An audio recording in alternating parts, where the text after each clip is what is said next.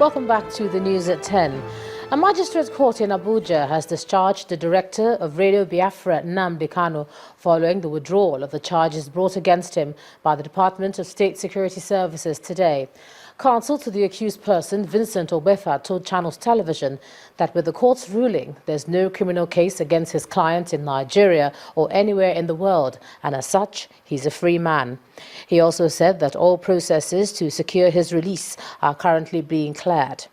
Mr. Kanu was standing trial on a 3-count charge of criminal conspiracy, intimidation, and belonging to an unlawful society, allegations the prosecutor has withdrawn. Meanwhile, ruling on the prosecutor's application for the matter to be taken up at the Federal High Court will be delivered on Thursday at the Federal High Court. In the meantime, the indigenous people of Biafra made good their threat today as agitators gathered in the Badagry area of Lagos for a protest. But according to the Lagos State Commissioner of Police, Fatai Owusheni, the plan was short-lived as the police was immediately sent to the area to disperse them. The botched protest in Lagos was to pressure the federal government to release Nnamdi Kanu, the director of Radio Biafra and the leader of IPOB. Mr. Kanu, who's since been in custody since his arrest in October, was today cleared of the charges at a magistrate court. The group have carried out a series of protests in the east to drive home their demands, and the hesitant protesters say they planned to march to the offices of Amnesty International, the United Nations, as well as several embassies to deliver their protest letters. Away from that now, the former British Prime Minister Tony Blair is meeting with the Nigerian Governors Forum to discuss areas of collaboration.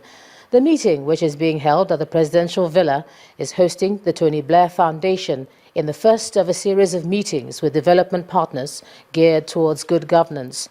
Before the meeting, Mr. Blair met with the chairman of the forum, Governor Abdulaziz Yari of Zamfara State.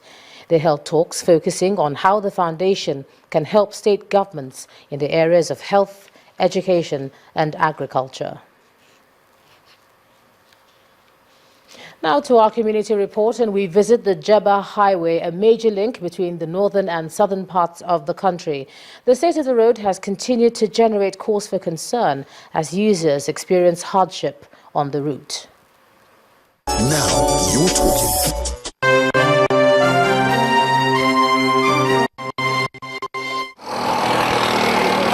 Gridlock, dust.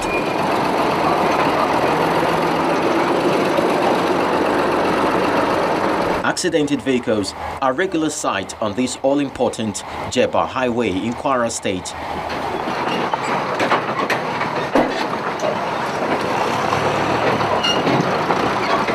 Motorists often spend long hours here hoping for reprieve that has continued to elude them.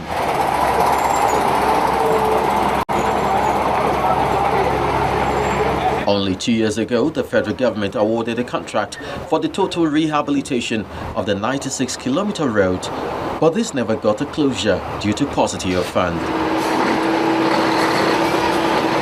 As we speak, the contractor is being owed 1 billion mobilization and 1.6 billion for work that has been satisfied.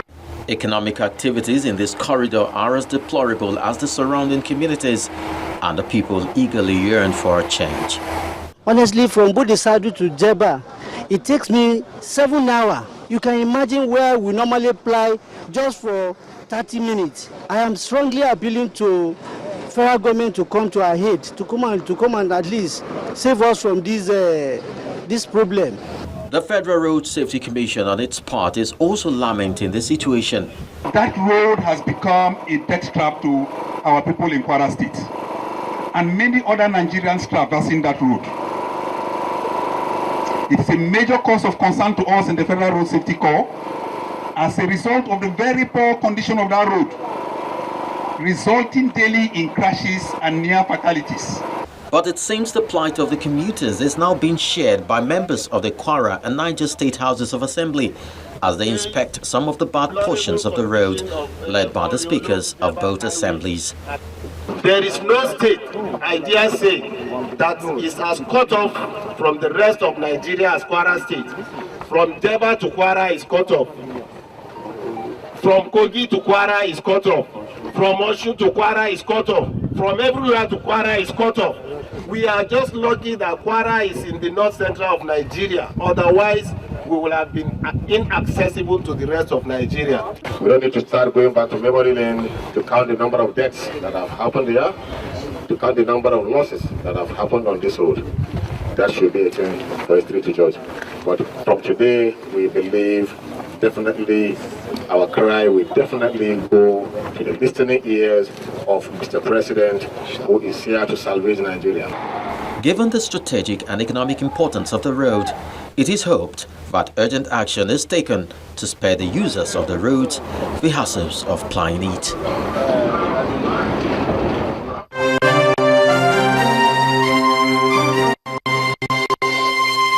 Etisalat, now you're talking. Let's move on to business news now. Here's Anne Wanwudu. You first. First Bank.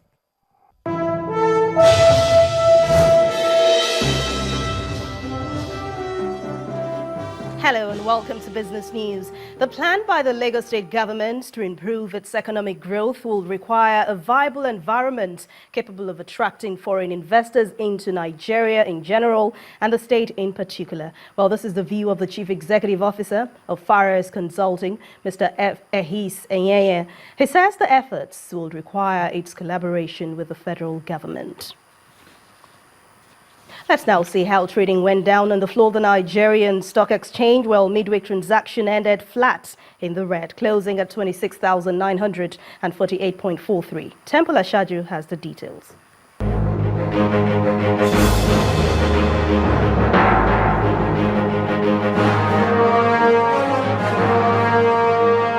Thank you for joining me. Welcome to Stock Market Report. Midweek transaction on the floor of the Nigerian Stock Exchange ended flat as the key benchmark index slipped 0.01%. It closed at 26,948.43. Topping the gainers list was Nigerian Breweries, which closed at 121 naira 2 kobo per share. It was ahead of PZ with 29 naira 29 kobo and Ashaka Cement with 24 naira 79 kobo. On the decliners table, Seplat led other price losers, closing at 203 naira per share. Dangote Cement comes next with 156 naira 10 kobo and UACN with 21 naira 50 kobo. On the volume charts, bank stock, Sterling Bank led with 55 million shares, Tiger Brands pulled 23.1 million units, while Access Bank recorded 23.07 million shares. In all, investors exchanged over 2 billion naira for 196.5 million shares in 2,781 deals.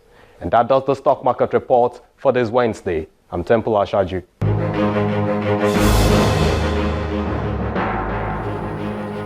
Well, thanks a lot, Temple. Equities around the globe today got a breather from the negative trend, ending mostly in the green. Let's see those figures now.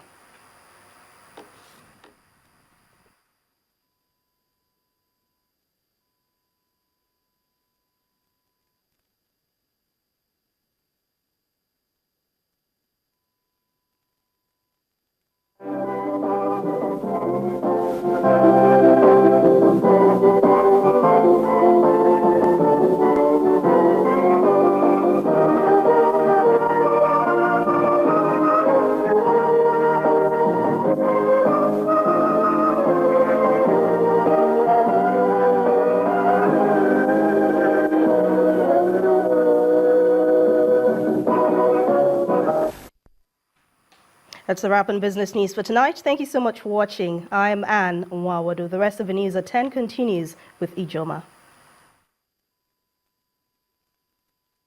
You first. First Bank. Manufacturers of one of the trendy mobile phones in Africa, Infinix, have unveiled their latest product, the Infinix Zero mobile phone series. The features of the Infinix Zero 3 were presented before a cross-section of young consumers here in Lagos ahead of full circulation in the market. In 2014, an expository session between the management of Infinix Mobile and some young mobile phone consumers in Lagos.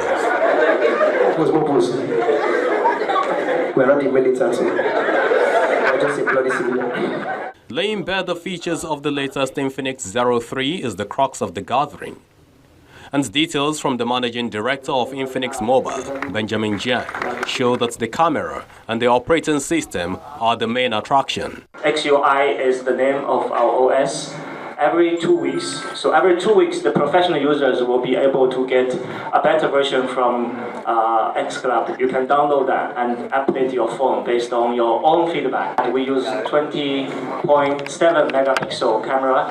Actually, this is a camera made by Sony, and this is the only 20.7 megapixel camera which has been used for mobile phone. Through a seamless arrangement, the mobile phone makers have made the Infinix Zero 3 exclusively available on e-commerce website Jumia.com. And they launch on our platform because 2 reasons. First, I think that the Jumia team really knows the market, so we know how to push the product to make sure that the customers understand it and can buy it. Then we're the biggest e-commerce platform in Africa and in Nigeria, so we can help them reach more customers. So for Infinix Zero, we have quite aggressive target. We want to do over $5 million sales value every month in Nigeria for Infinix Zero. Infinix Zero 3 comes in 5.5 inches dimension. With the Helio X10 2.2 GHz processing speed, the mobile phone creates the future in pictures.